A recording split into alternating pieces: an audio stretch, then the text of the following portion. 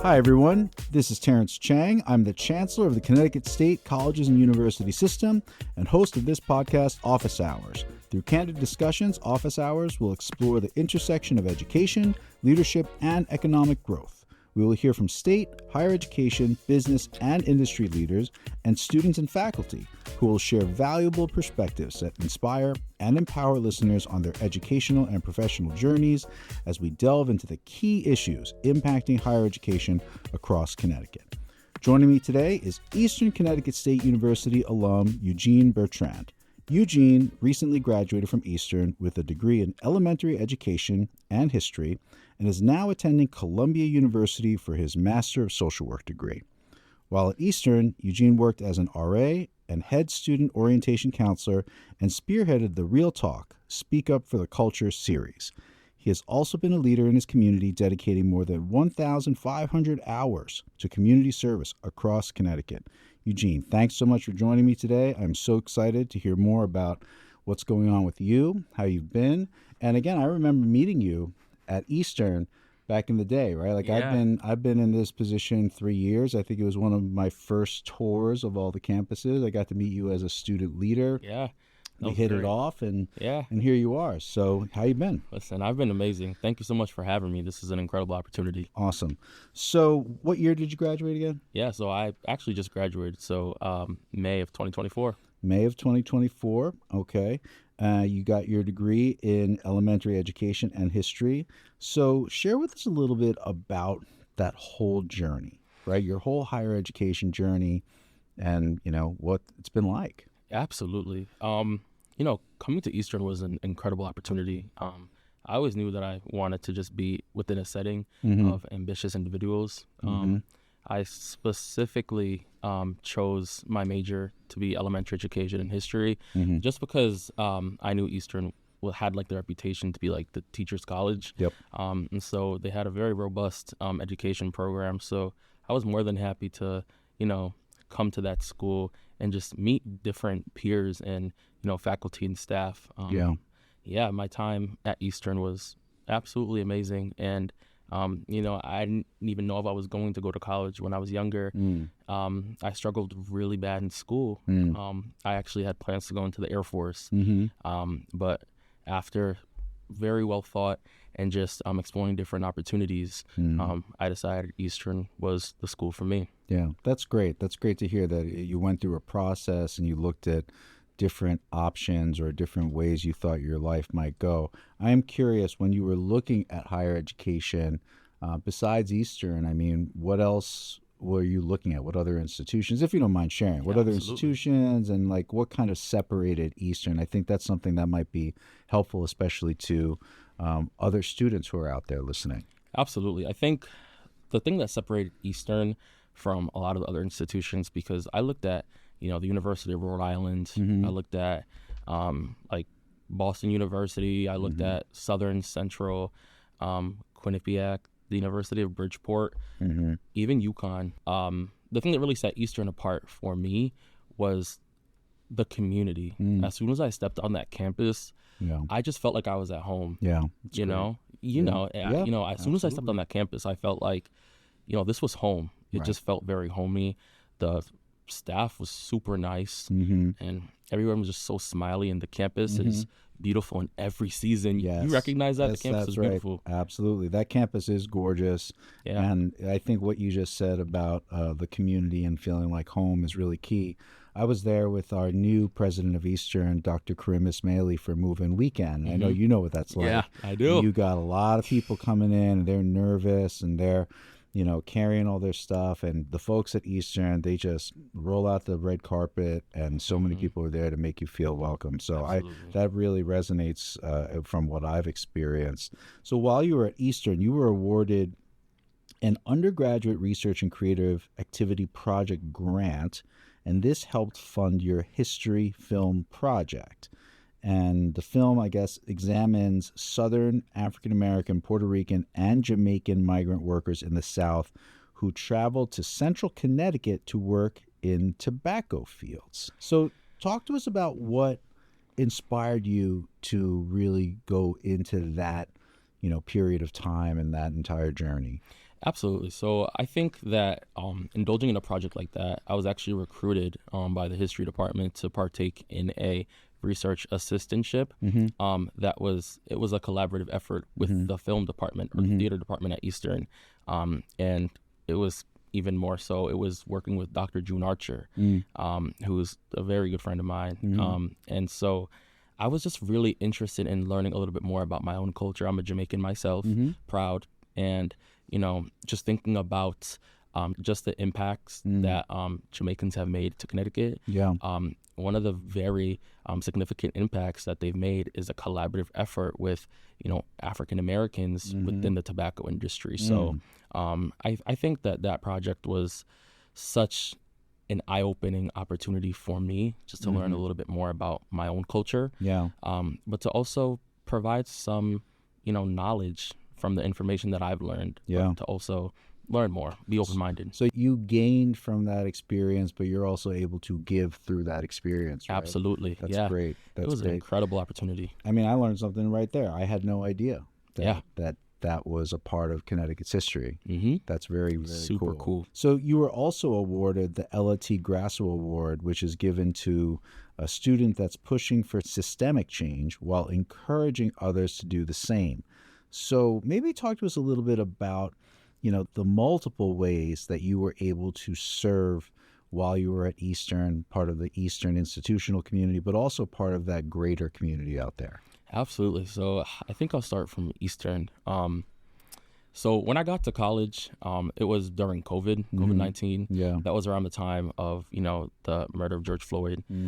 So that was a really difficult time just for me to process as a Black man. Of course. And so what I did was I worked within my residence hall. I had to shout out Sarah Madera, who's now the Title IX coordinator. Great. But she was my hall director, and she was very big about creating a community within a community. Yeah. And so I just watched her, and I had so many different conversations with just my peers, my RAs, just other students, and I was able to do a panel discussion, real talk, speak up for the culture, that fostered the conversation and just a dialogue surrounding what it's like kind of living in a space as a Black person with these things happening. Sure. And also kind of brought in mental health within BIPOC communities. Yeah. And that really just kind of gave me that push to continue just doing the work of working with others to create a greater good. So from there, I was an RA, which was an incredible experience that really taught me how to be a leader. And I worked with Walter Diaz. He's now retired. He was the vice president of student affairs. I remember Walter. Yep. Walter, you can't forget him. He's great. He's a great guy. And really, when I got there, Walter picked me out and he invited me to work for his office. And I always tell people that if it really wasn't for somebody like Walter, I wouldn't be where I am today. Because Walter showed me what it's like to take the chance on somebody that you don't know, but to trust them and to guide them. And from there, listen, it was smooth sailing. I love that. And thank you for giving, a shout out to the staff and the administrators who gave you that shot, right? Or gave you that boost or looked at you and said, yes, you can. Because I think that's a kind of unspoken part of the work that we take a great deal of pride in. And so, I appreciate you recognizing that and then giving those folks that kind of return boost, right? Because that is so nourishing to the faculty, the staff, the administrators who are putting in and recognizing talent like you, and then you kind of closing that loop. It's a really great thing. Thank you. In 2019, you were a strong advocate and a proponent for Senate Bill 1022, which was aimed at improving minority teacher recruitment. So, what was motivating you or inspiring you to be a champion for that specific legislation? Yeah, so I think that was the start of my journey in terms of advocacy, because at this time, 2019, I was in high school. I was just getting ready to transfer on to my new journey, whether that was, the military, the workforce, because I went to a technical high school, or to go into higher education right out of high school. And, I grew up in Meriden, and it was really interesting because I got invited to just kind of talk about minority teacher recruitment and retention by one of my assistant principals. And interesting enough, Dr. Miguel Cardona, he went to the same school as I did, was in the same, shop that I was in, automotive, and we just started talking. Love it. And afterwards, he invited me to talk a little bit more about that passion, because I shared that I recognized from when I was younger that there were not many people in the education system, particularly within my school setting, that looked like me, as a Black man. And I said, well, what can we do here? And so, we worked together with other people and we made this happen. But I mean, that experience definitely shaped me into just the staunch advocate that I am today. It was definitely an incredible eye-opening moment as to what you can do when you open your mouth and you talk. Another incredible leader, right? Another person that we in Connecticut, but also the CSU system, very proud of, is Secretary Cardona, who we're here recording in Middlesex. He tells the story. This is the first place he took a college course, right? He graduated from Central, and he speaks on this topic a lot, right? Absolutely. About having representation in the classroom, and again, now the United States Secretary for Education, and that's a wonderful, wonderful story. I'm happy to hear that, and it is important. I do want to ask you, you've mentioned it a couple times now, right? And I think it's important, especially in this day and age that we're in. You have the kind of the pendulum of certain movements, and my personal feeling is that we're in the midst of some challenging times for diversity, equity, and inclusion efforts, especially in higher education. Can you talk to us a little bit about just, how do you feel about the work that's happened, where we are, where do you think it could go, where do you hope it will go, what do you think we can do more of or do better? I'm just kind of curious to get your take. Yeah. That's a really good inquiry. I think that, in America itself, we made a lot of progress, but I think there's also a lot of room for improvement, particularly in Connecticut. I think that, the job that's been done has been amazing. Just for me to be able to come to college and have the opportunity to work with peers and work with faculty and staff, to be able to have a program like, I had freshman year is amazing. That just kind of goes to show of the opportunities that are afforded here in Connecticut. And, I think that I'm hopeful that others continue the work of advocacy and education. Like, one thing about me that I always say is that I'm a lifelong learner and a conscientious member of society, because I think in anything that you do, you always have to have an open mind when you go into it. Definitely. And while you're even coming someplace to contribute knowledge, you're always going to be in a situation where you're going to be able to learn. And I think in any situation, even when it pertains to DEI, you have to have that open mindset and be willing to learn and open your mind to those things. Absolutely. Yeah. Absolutely. That's great. Very insightful, very astute. You've already mentioned a few of the administrators, the staff folks who have been really impactful in your experience at Eastern. Maybe talk to us a little bit more. Like, who else would you give a shout out to, right? The faculty members, anyone else come to mind? Absolutely. So I'm just going to go down the list. So I think number one, Dr. Lamar Coleman, he's the Vice President for Equity and Diversity. I call him Uncle Lamar. He's my mentor. So I met Lamar when I was a first-year student. I was working with Walter, and I was walking down the hall from student affairs into housing to get downstairs, because I was going to Constitution, so that's a hike. And so I stopped and I saw somebody who looked like me. And just being on that campus, like I said, Walter picked me up as soon as I got there. And so I didn't meet anybody in terms of the faculty and staff yet, and he was the first person that looked like me. He was a Black man, and he seems very put together, and I started talking to him, and I asked him if he could serve as my mentor. Lamar's an incredible individual. He's offered me a lot of insight and a lot of support and mentorship, and I'm always going to be grateful to him for him. I mentioned Sarah Madera. Like I said, Sarah has been so instrumental in my success. In terms of like faculty, I would have to say like Dr. David Stoloff. He's an education professor. He saw my advocacy and my desire to want to be a part of something bigger than myself. Sure. When I first got there. Yeah. And he was willing to kind of take me under his wing and just support me, whatever that might look like. Dr. Caitlin Karanen, she's a history professor. I did my honors thesis with her, and Dr. Karanen really helped me apply to grad school. I was a little nervous. I had imposter syndrome, just like anyone might. I was nervous about applying to Columbia, and Dr. Karanen, she sat me down. She said, listen, Eugene, she said, you know, you have to take that chance on yourself. Yes. The work that you're doing here can go so far beyond what you might think. Yeah. But you won't have the opportunity if you don't take that chance on yourself. It's awesome. And I did it. That's it. Oh, you did. We're going to talk about that. We're definitely going to talk about that.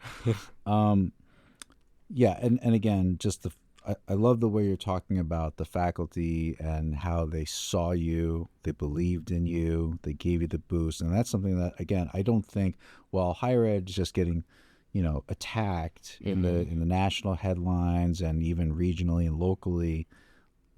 Hearing you talk about the power and the positivity of the folks you engage with in the halls of Eastern, the classrooms of Eastern, and it just speaks to, I think, what we try to do at CSU every day. So I really appreciate you bringing life to that, right? Absolutely. So speaking of life, Masters of Social Work at Columbia, you mentioned imposter syndrome. I mean, that's real. That stuff is real for sure. So, I mean, you mentioned that you had faculty help you kind of get there. Yeah. How's it going, right? How's it going? Yeah. Like, what got you there? What inspired you to go for that master's degree? How's it going? Tell us everything about that. Absolutely. So what inspired me? I think the one thing that always inspires me in anything that I do is just being a part of something bigger than myself. So oftentimes when I see certain situations, I examine it. And I just talk to people and I do my own research. Columbia is an institution where it's okay and it's accepted to be within a group of people that are all interested in being a part of something bigger than them. Yeah. And I think the reason why I decided to choose social work was because I recognized that there is a huge importance and a huge significance on just the vicarious trauma of social workers and how they experience burnout and how they kind of take that into their satisfaction, into their occupation. Right. And I think especially with licensed clinical social workers, it's very difficult because that's, you're a therapist. Sure. And you engage in these incredibly difficult conversations. And sometimes you might have that vicarious or secondary trauma. Yeah. What I want to know is what we can do as a collective to support social workers in their well-being and in their wellness journey. Because it's hard. It's not always the easiest to seek out the support that you need. Sure, absolutely. So, and I think being able to talk about it in a more organic and fluid manner is also helpful, right? And you're able to kind of help facilitate that. Speaking of helping other people, I saw a clip of you and your mom doing an interview recently.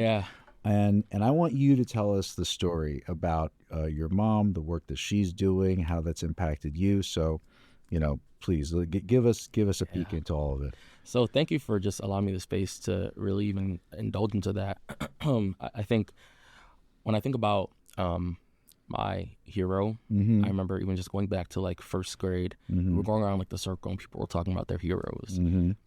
I was the only one who mentioned my mom. A lot of kids, they didn't really understand, and I'm going to share why. My mom came from absolutely nothing. She started this practice with $200 in a dream, and just having to walk miles and miles and miles to school in a very rural area. She's always wanted just for me and my siblings to just have the opportunity just to learn and just to educate ourselves. And my mom started this business really because of me, because when I was younger, I struggled with ADHD in school. And there were times where, there were teachers that really weren't interested in taking the opportunity to help me learn the right way, which is why, I wanted to be an educator. Right. And so my mom, she went out of the school system because when she inquired about, well, why is my kid falling behind? Because I have a sister who's not much older than me. And my sister was doing exceptionally well. I was doing very poorly. And so when she inquired about it, they kind of just, oh, he's the mayor, he's a great kid, he's doing great. But she realized, well, what I'm seeing at home is different from what you're telling me. That's when she sought out extra support from a psychologist, and I got the services I needed. I had an IEP, I had a 504. Glad to say I exited from it, but there's also a lot of stigma around that. Sure, so there is. to talk more about her practice. Yep. So it's a private practice in Wallingford called Centerpiece Behavioral Health Services.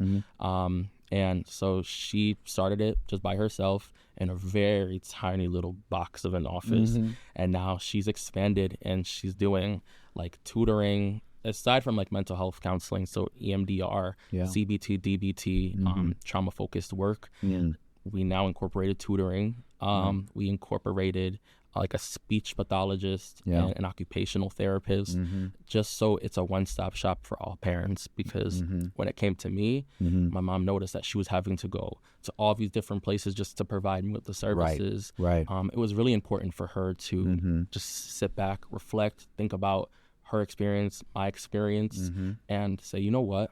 I want to be able to be the change that I want to see in the world and provide a one-stop shop for families, because oftentimes when you have an ADHD diagnosis, you know, it might couple with something else like anxiety, something like that. So it's a one-stop shop, and I'm everything I am because of her. You know, I'm super proud of her. It's beautiful. I love it. And that's right. You know, again, and one of the things I want to just like shine light on about you is that you're all about giving the credit to others and recognizing that, you know, you don't get where you are without those people, especially someone like your mom who clearly has that intuition, and you've gotten, I think, that will to give back to people.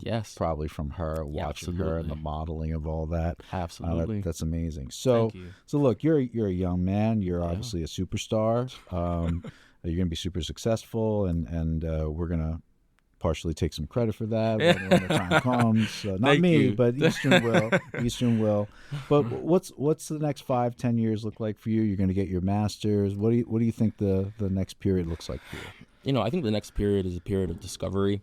Is a period of just lifelong learning. I'm really excited to be at Columbia, and I think that with being at Columbia, there's so many different opportunities. I could, you know, branch out. Having the MSW degree, it's a very versatile major. One of the really good faculty members that I'm great friends with on campus, Clifford Merritt, he has his MSW, and you know, we sat down and we talked, and you know, he explained to me, you know, with this degree, you can do so many different things. I can go into, you know, diversity, equity, and inclusion work. I can go into law. I can go into, you know, private practice. I think my goal when I graduate is to, you know, of course, find a job. My goal is to be a forensic social worker, specifically within a court system. There's so many things that you can do within there in supporting different populations, and just doing that for a little while. And then also being able to work alongside my mom, and then one day being able to take over her practice and becoming the clinical director to just continue the incredible work that she's doing. That's legacy, right? Absolutely. That's legacy. That's paying it forward, keeping it going. That's wonderful. All right, some quicker, lighter questions, right? What do you do to relax? Oh my gosh, I love. We talk a lot about your work, but what do you do to relax? So one thing I do to relax is I love to read. I love to read, and I love to listen to music. I could sing a little. Okay. I could do a little. Okay. So I've heard. I could do a little something. And so I just love my family too. I have a little brother. And then I have my sister. And I'm a big family guy. You know, my family's huge. And so I love spending time like with all my cousins, my aunts and uncles, and just chilling, just hanging out like with my friends is something that always brings me joy too. That's great. That's great. Important too, right? To have the network around you. Do you have a favorite movie? Oh, come on, don't go. Just rapid fire. Let's see. I think I'd have to say Deadpool. Interesting. Okay. I'd have to say Deadpool. There's so much action within that movie, and it just like I think with a lot of things, like within TV shows or movies, I want to be in a space in terms like sitting and watching a movie where I'm just, you know, sitting there and I'm in it. And I'm just focused on it. And there's so much going on, but I'm so focused. Okay. You know, I love Deadpool. There you go. Okay. What do you miss most about your time at Eastern? What do I miss most? I think the thing that I miss the most about Eastern is just being able to just go to like those campus events, like CAB was amazing, you know. I mean, just being at Eastern, I like to call it like a little town within himself, even though UConn's only up the street. Yeah, well, Eastern, no, you know, Eastern's a little town, absolutely. It's a little town. Definitely. It is a little town, and definitely. I just love the community. Yeah. Like Columbia's great. There's definitely a community there, but I think that being at Eastern, like that's home for me. That's where everything started, and that's where I started to find who Eugene Bertrand is, you know? That's great. And just being around people. Yeah. I loved it there. So last question then, for current or incoming students, what's your best piece of advice? I have two pieces of advice. My mom always used to tell me that when I used to struggle in school, that when people say that the sky is the limit, you buy the cloud. So that's what I would tell people. And when you're feeling discouraged, and when you're kind of feeling a little nervous, I would just say to just immerse yourself, put yourself in positions where you're uncomfortable with. Don't always go into spaces that you're comfortable in, because you never know who you'll meet and what you'll discover about yourself. Yes, that's great advice. I think that's great advice. Thank you. Eugene, I'm so happy that I got to meet you early on in my tenure in this role. Likewise. And that we've been able to stay in touch. Yeah. And watching you just kind of do your thing and dominate, and hey, it makes all of us as part of the system feel really great, watching a student like you succeed and watching you just kind of do you and be you, and always, you know, giving grace and credit to those around you. Thank you. You're a model, right? And Thank you. And you're not an imposter, my friend. No. You're not an imposter on anything, so don't ever let them tell you. So thanks again. Thank you. I appreciate that. Thank you so much for this opportunity. Absolutely. Well, thanks for tuning in to Office Hours. I'm Terrence Chang, Chancellor of the CSU system. Please be sure to subscribe to our podcast and listen in to future episodes where we discuss the importance of higher education and why higher education should be a part of Connecticut's growth strategy with state and business leaders and students, administrators, faculty, and staff.